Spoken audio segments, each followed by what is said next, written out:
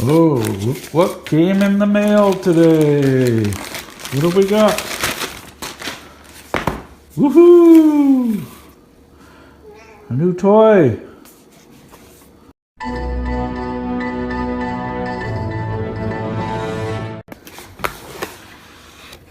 Oh, look at this. The TYT MD-390.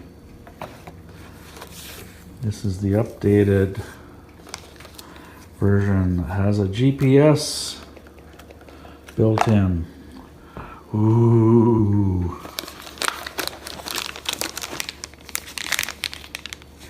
Nice. Look at that all metal back in there. But it's not too heavy. That's cast aluminum. But what I like about that is that that's going to couple well with my hand and my body and act as a counterpoise when you're transmitting. Good to see large pieces of aluminum. Oh, let's see what else is in the box. There are a lot of bits in this box. Okay, so there's a USB, a little CD, 2 antennas. Got this nice long cat toy. Charger, there's an earbud thing. Not really sure what that is.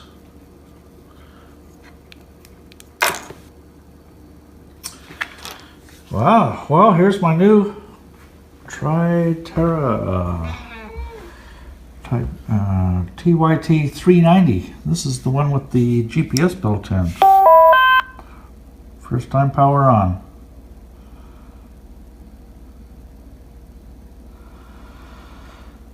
Big learning curve ahead.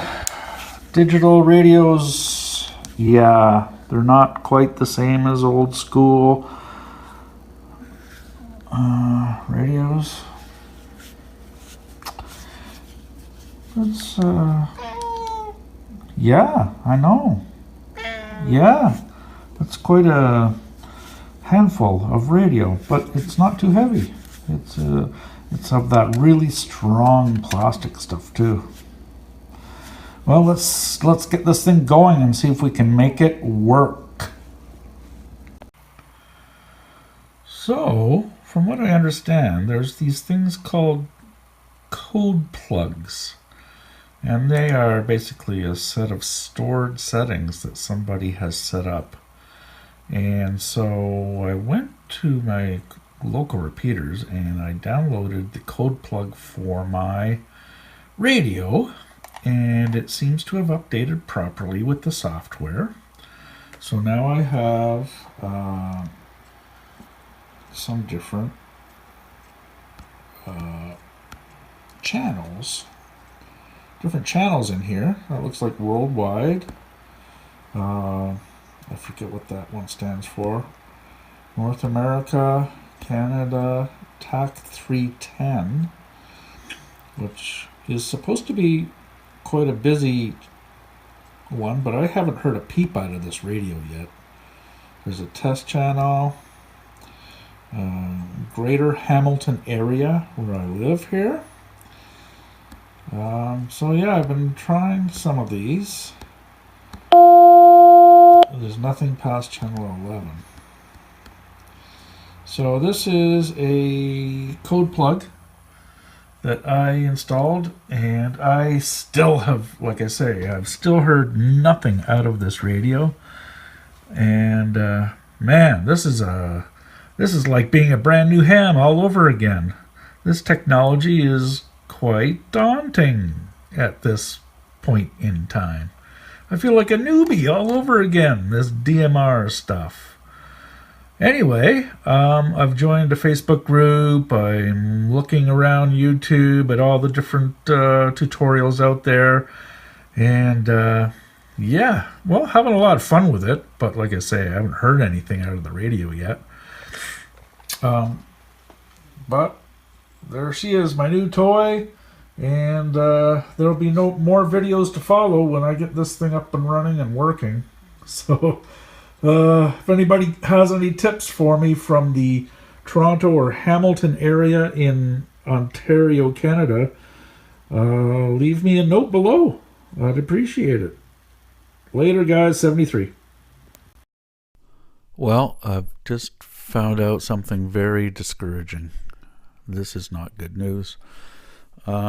Greater Toronto Area repeater jamming activity.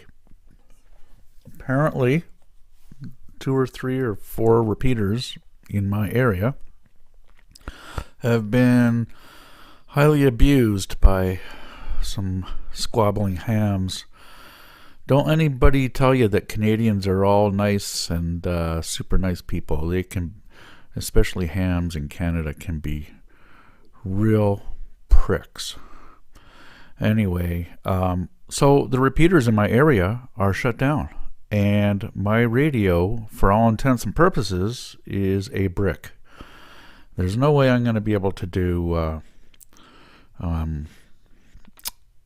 what you call it, point to point, or without repeater, without these repeater communications at my location, because I'm on the a little bit on the fringe of a the big population, and so I can't hit the repeater. I've verified my code plug, made sure all my settings.